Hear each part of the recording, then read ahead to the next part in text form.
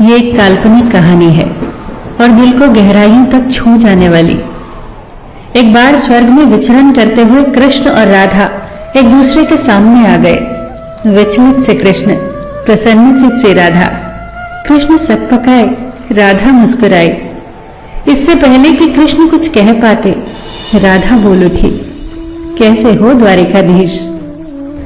जो राधा उन्हें कान्हा कान्हा कहकर बुलाती थी, उसके मुख से द्वारिकाधीश का संबोधन कृष्ण को भीतर तक घायल कर गया।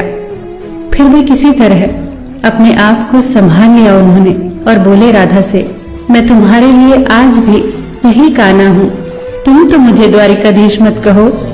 आओ बैठते हैं। कुछ मैं अपनी कहता हूं, कुछ तुम अपनी सुनाओ। सच कहूं राधा, जब जब भी तुम्हारी याद आती थी, इन आंखों से आंसुओं की बूंदें निकल आती थी।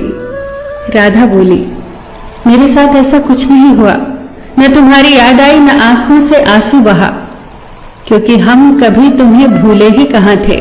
जो तुम याद आते, इन आंखों में तो सदा तुम ही थे।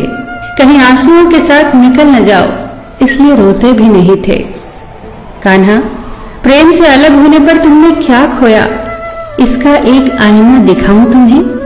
कुछ कड़वे सच प्रश्न सुन पाओ तो सुनाऊं। कभी सोचा है इस तरक्की में तुम कितने पिछड़ गए।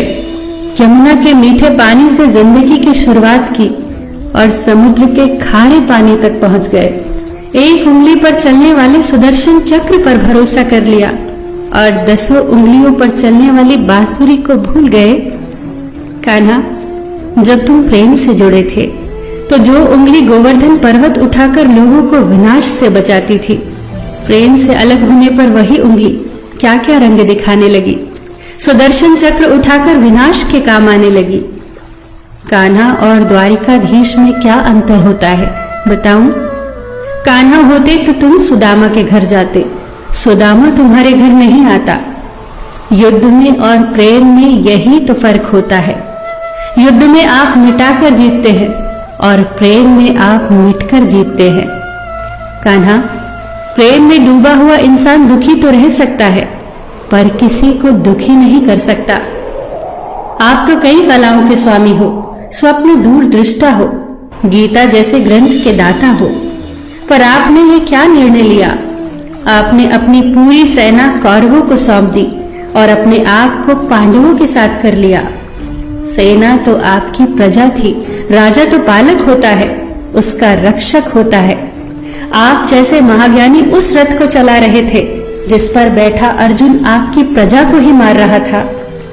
अपनी प्रजा को मरते देख आप में करुणा नहीं जगी, क्योंकि आप प्रेम से शून्य हो चुके थे। आज भी धरती पर जाकर देखो, आपकी द्वारिकाधीश वाली छवि को ढूंढते रह जाओगे।